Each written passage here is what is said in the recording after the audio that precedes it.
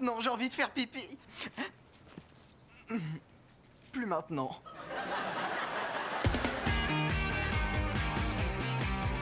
Jessie, où est ma girafe?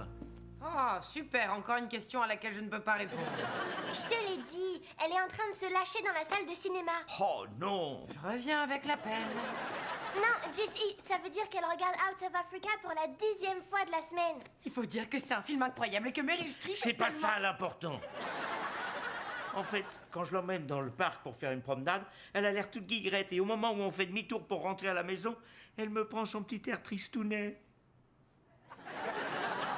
Oh, vous aussi, vous me rendez tristounette. Bertrand, peut-être que Gladys a le mal du pays. Je suis sûr que vous dites ça parce que vous êtes jalouse qu'elle m'aime plus que vous. Ça n'a aucun rapport avec moi. Je veux seulement ce qu'il y a de mieux pour elle. Et comment vous sauriez ce qui est bon pour elle? Tu te rappelles de Zibi?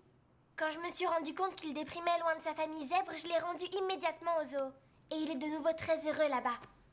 Jessie, qu'est-ce que je devrais faire selon vous? Eh bien, il vaudrait mieux la renvoyer en Afrique, parce que c'est là-bas qu'elle sera heureuse. Avec vos conseils, c'est vous qu'on devrait envoyer en Afrique? C'est vous qui m'avez demandé? Ça va, laisse tomber, je vais m'en occuper. En attendant, essaie de te détendre et d'oublier que tu as eu un magnifique 0 et un jour d'exclusion. J'ai rien dit. Jessie, je suis rongée par les remords. J'ai refusé de te prêter mes notes et pourtant t'as pas hésité à prendre ma défense. Tu es meilleure amie que moi. C'est pas grave, chérie.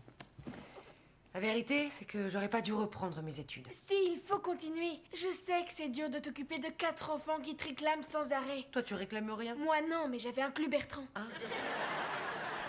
C'est la raison pour laquelle je vais demander à mes frères et sœurs de participer un peu plus aux tâches ménagères. Comme ça, t'auras plus de temps. T'es un amour, Ravi. Mais le prof ne voudra pas me laisser revenir à son cours, il me déteste. Bien sûr que non. J'ai discuté avec lui, il est prêt à te donner une 2e chance. Comment t'as fait? Qu'est-ce que tu lui as dit pour qu'il accepte? Je lui ai dit que tu prenais soin d'une famille tout en poursuivant tes études. J'ai comparé ça à la lutte du capitaine Ahab à la poursuite de la baleine blanche. Et ça a marché? Non. Ah. J'ai dû promettre que papa ferait un film de ce roman. Oh, il y a un rôle pour moi?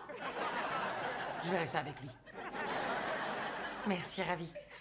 Oh, la chance que j'ai de t'avoir comme camarade de classe. C'est moi qui ai beaucoup de chance de te connaître. Et à l'avenir, n'hésite pas à me demander de te prêter mes notes. Et sinon, tu peux me rendre mes sous-vêtements? Ça dépend si tes notes sont intéressantes. Je suis désolée que les choses n'aient pas marché entre nous. Mais je vais quand même te tricoter ton écharpe.